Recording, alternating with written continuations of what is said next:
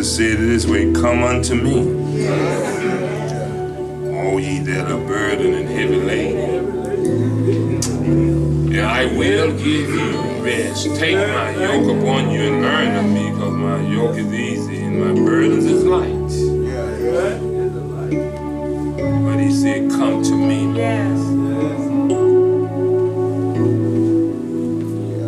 Again, we give all praise and obedience to our Lord and Savior,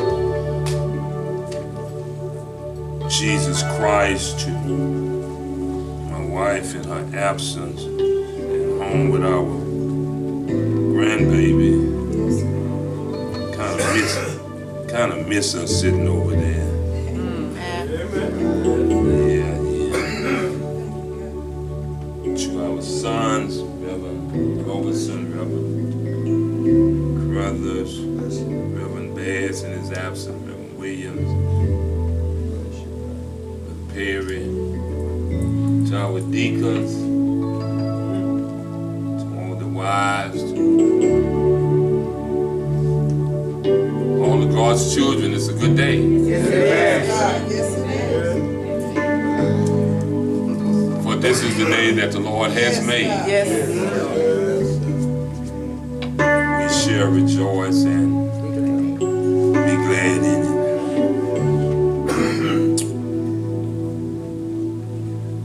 There's a word I want to, passage of scripture I want to look at today for the remainder of our time here, found in Paul's second letter, church at Corinth, 2 Corinthians, 12th chapter. Start reading verse 7 through 10.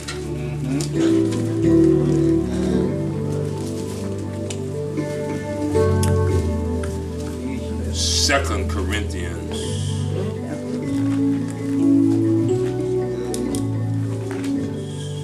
12th chapter,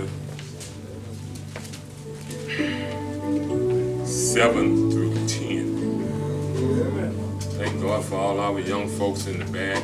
Y'all got your Bible. Turn your Bibles to 2 Corinthians, 12th chapter, verses 7 through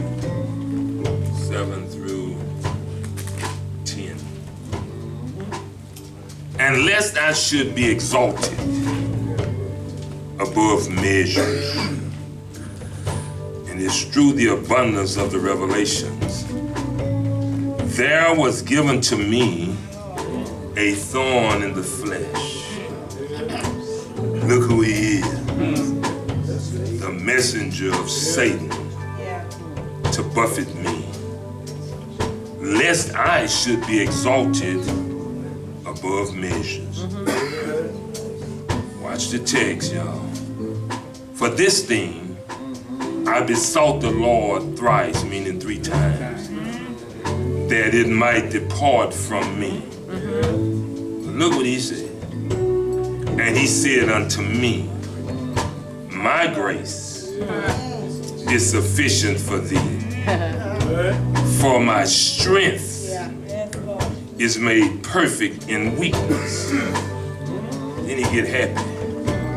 Most gladly, therefore, will I rather glory in my infirmities, that the power of Christ may rest upon me. Therefore, I take pleasure. See, you got to use.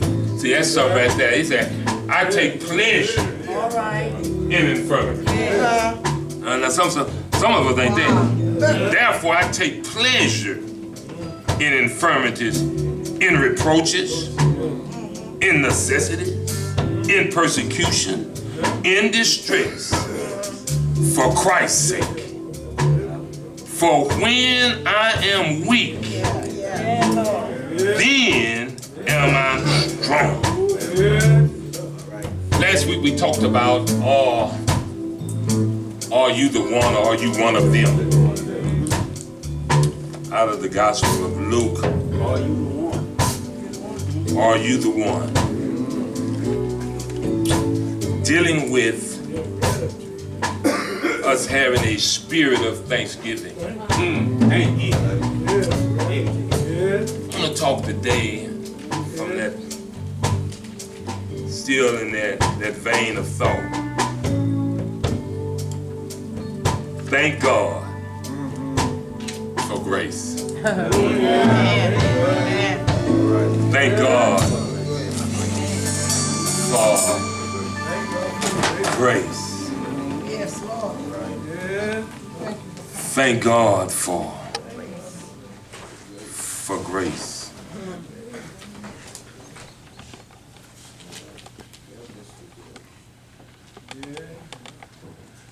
The question came to my mind, and we're gonna walk through this as the Spirit give us.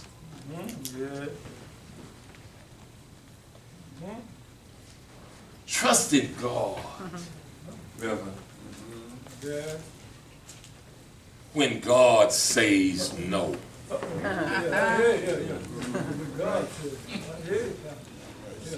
When God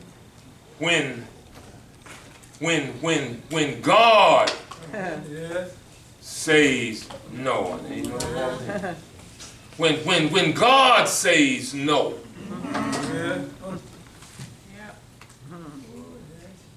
Is you still gonna trust him?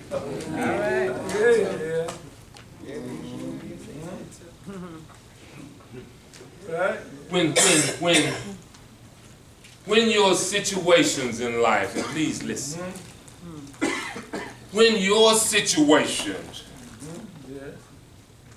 overwhelm you, when your situation that you have prayed for all night long, when your trials seem like they don't stop coming. I'm hoping I'm talking, somebody need to hear this. When you get blindsided with some things that you was not expected.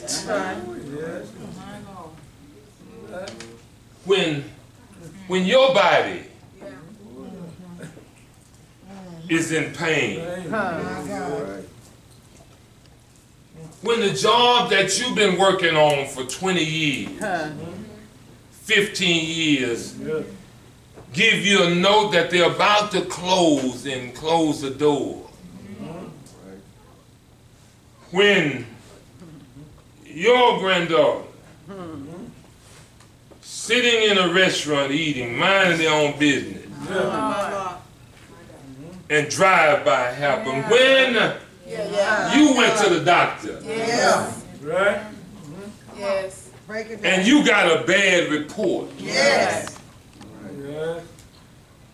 when you're overwhelmed with situation, when your walk with God is being challenged by the enemy, when your name gets scandalized, when they say you're not all about that and you're doing the best you can to be all things that God wants you to be. Is you still going to trust God? Or is you still going to appreciate and be thankful for his grace? When your back is up against the wall and there's no cushion between it, Brother Mike, you and the wall, when your back is being scarred up on the wall because there's no cushion, is you still going to trust God? Are you still going to be thankful where the Lord has you at? Yes, I was talking to my deacon this morning on the way to church. He said, Pastor, we must learn to be thankful. All right.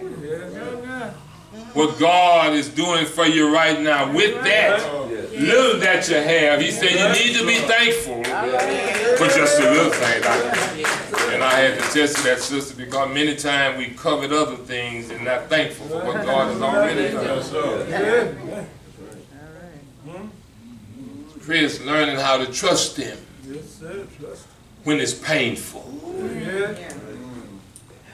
trusting him when you get the pink note that your lights are about to get cut off, or your car is behind and knows your house note is 3 months behind. Is you still gonna trust God or give him thanks for his grace?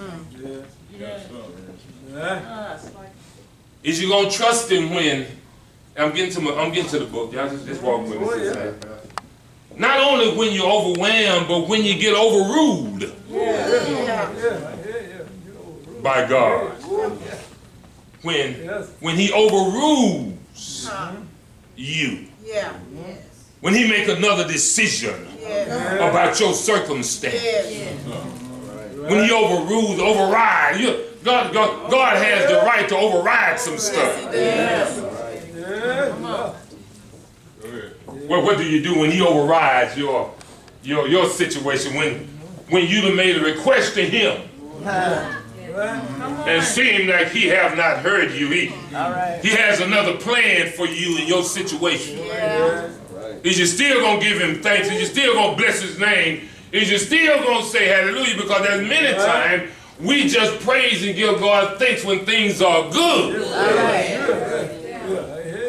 But what do you do? How you feel about God when he overrules you and overrides you, when he don't come when you want him to come? And I know we make bold statements sometimes that he might not come when you want him, but he's an on-time God. But you find yourself in the midst of that, late in the midnight hour, you crying out to God, complaining to God, where are you, God? I know we got religious folk, a whole lot of people feel like they ain't there, they way beyond that. But if you keep living, sometime you'll get tried in that area where that you'll start asking God, why don't you remove this out of my sight? I don't want to go through it. That's right. I ain't ready for it. Here it is, the great Apostle Paul. I wish I had somebody. This is the gospel, the church founder. The one that established the church, the one that wrote over half of the New Testament. The great Apostle Paul now writes a letter to the Corinthians a second time. He writes this letter, Reverend, because he's defending his apostleship. You know, every now and then you got to take a stand. I know what we say, we stand still and let the Lord fight our battle, but every now and then you got to speak out. Let somebody know that God is on your side and you're doing the best. So Paul writes this letter, the second letter to the church at Corinth. I wish I had some Bible. Come on. I said he writes this letter in defense of his ministry, his apostleship. He writes to defend because there are some that, discredited Paul. Say that he was not really an apostle. He's a Johnny come lately. I wish I had somebody. He had not seen the risen Savior, because you understand, he had not been called to be apostle, but Paul let him know that I'm the least of the apostles. Come on. Come on. Yes, he said, I'm a brother and I came out the womb. He defends himself because of false teachings going on and people scandalizing him. So he takes a stand for the gospel. Takes a stand in his second letter defending himself and helping the church at Corinth to know that if anybody knows, if anybody should know that I'm an apostle, you should, because you are the fruit of my labor. Now Paul writes this letter, and he helps himself. See, sometimes you got to help yourself. Now I say sometimes every now and then. So Paul understood something about being a servant of God if you're not careful. I'm going to get to the thank you part of it. If you're not careful, you'll get the big head.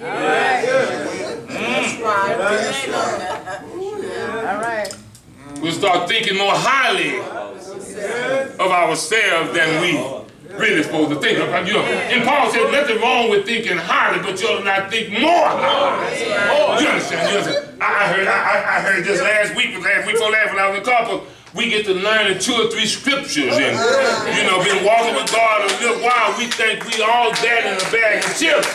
But let me tell you something. Paul said, I seen some things. Y'all follow the text. Did he say it? Yes. He said, he took me. He said, I knew a man. Whether he in the flesh or in the body.